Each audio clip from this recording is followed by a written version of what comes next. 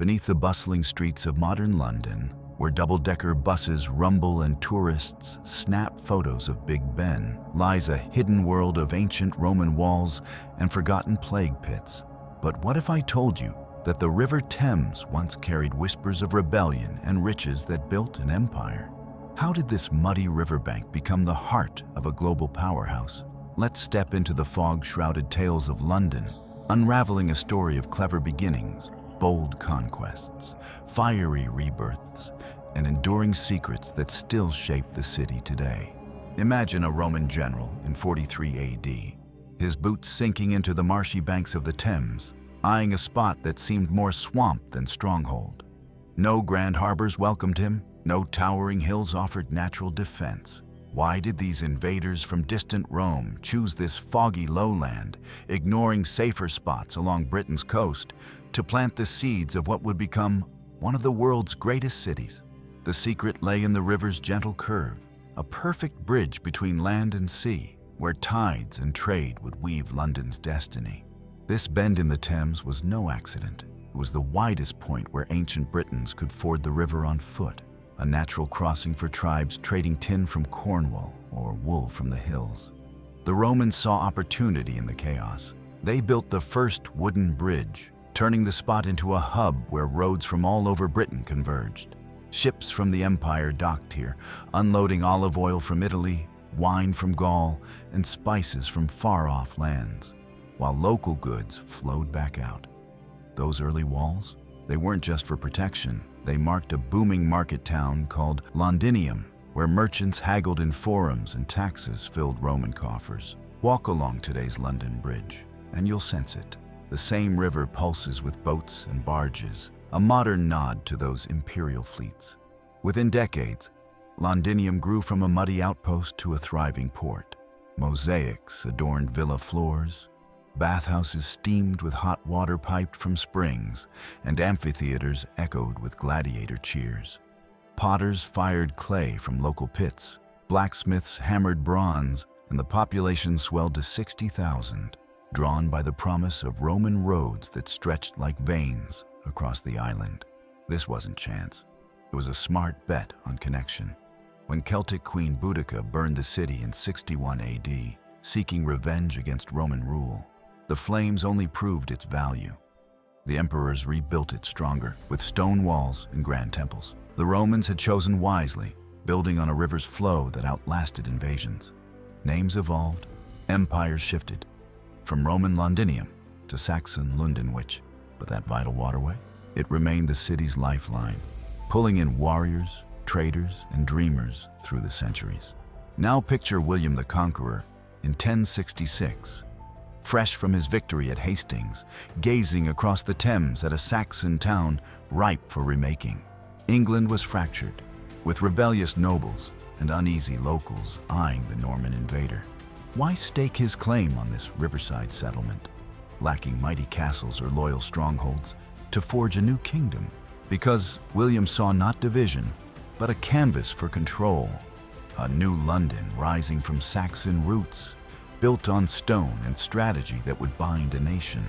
He didn't just occupy, he transformed. Norman masons hauled white stone from Caen in France, erecting the Tower of London as a fortress prison palace all in one, its white tower looming as a symbol of unyielding power. Roads were widened for royal processions, markets expanded for Norman merchants, and a great stone bridge replaced the old wooden one, its shops and houses turning it into a bustling street over water. Thousands flocked in, French knights for land grants, Jewish financiers for trade protections, Flemish weavers for guild rights, swelling the population and fueling growth. Westminster Abbey rose as a crown jewel, where kings were crowned and buried, its Gothic arches weaving faith into governance. The city of London, the ancient Roman core, became a merchant powerhouse with guilds controlling everything from baking bread to brewing ale. William's Domesday Book cataloged every farm and field. But in London, it mapped a web of loyalty, tax breaks for supporters, harsh laws for rebels. Churches dotted the landscape like beacons, from St. Paul's early wooden form to smaller chapels anchoring neighborhoods where the prayers mixed with the clang of blacksmiths. The Great Hall at Westminster hosted parliaments, echoing with debates that would birth English law, yet shadows lurked. Plague swept through crowded streets, fires sparked in timber homes, and rivalries simmered between city merchants and royal courtiers. William's gamble was bold. Could a conquered town truly become the seat of an enduring throne? By his death in 1087, the change had taken hold. Bells tolled from abbey towers, ships unloaded silks in bustling docks, and the city hummed with ambition. What began as one conqueror's iron fist had ignited a spark too fierce to snuff. A capital remade, murmuring tales of power to generations, and to those who would test its resilience in flames. Midnight strikes on September 2nd, 1666, as a spark leaps from a baker's oven on Pudding Lane, igniting a blaze that would devour medieval London. The city was a tinderbox, wooden houses crammed together, streets narrow as alleys, and a hot east wind fanning the flames. Past fires had scorched parts of town, but this great fire raged for 4 days, testing London's spirit like never before. What clever twists allowed the city to rise from ashes stronger than ever? The inferno spread like a dragon, consuming 13,000 homes, 87 churches, and St. Paul's Cathedral itself, its lead roof melting into rivers down the streets. King Charles II joined firefighters, passing buckets alongside common folk, but the flames outpaced them. In desperation, they blew up houses with gunpowder to create fire breaks, halting the spread just short of the tower. Refugees camped in fields, their skyline a smoldering ruin. Yet, amid the loss, visionaries saw rebirth. Christopher Wren, the brilliant architect, didn't wait for the embers to cool. He sketched a grand new London, wide boulevards like Paris, stone buildings to defy fire, and a majestic dome for the rebuilt St. Paul's that would pierce the sky. Brick replaced wood by royal decree, guilds enforced safer designs, and the city rose anew, its Roman roots now layered with Baroque splendor. Coffee houses buzzed with ideas, birthing the stock exchange and newspapers, while the Thames docks expanded for global trade. But Wren's genius shone in the details. 51 new churches, each a masterpiece, dotted the landscape like jewels. The monument, a towering column, marked the fire's start, its height equaling the distance to the bakery. The fire cleared slums, improved sanitation, and sparked innovation. Insurance companies formed to guard against future disasters.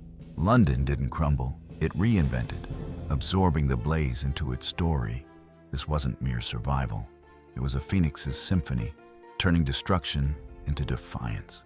In days of despair, London achieved the unimaginable, blending old walls with new wonders. The medieval world faded not in defeat, but in a whisper of renewal, a legacy that calls to explorers even now. As a red bus glides past the ancient stones of the Tower of London, only to frame the spire of Westminster Abbey against a modern skyline, London reveals itself as a timeless tapestry. Wander the city, where Roman remnants peek from beneath glass towers, or stand in Westminster Hall, its hammer-beam roof echoing with centuries of speeches. This isn't a museum, it's a dialogue through time, where bankers trade in halls once filled with medieval merchants, and tourists cross bridges that bore royal pageants.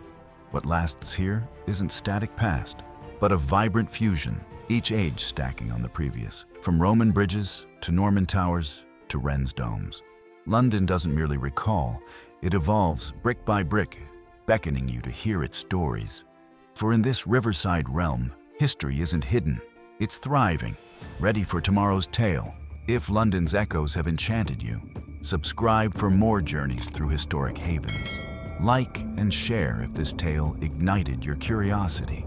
Until next time, keep tuning in to the whispers of the past.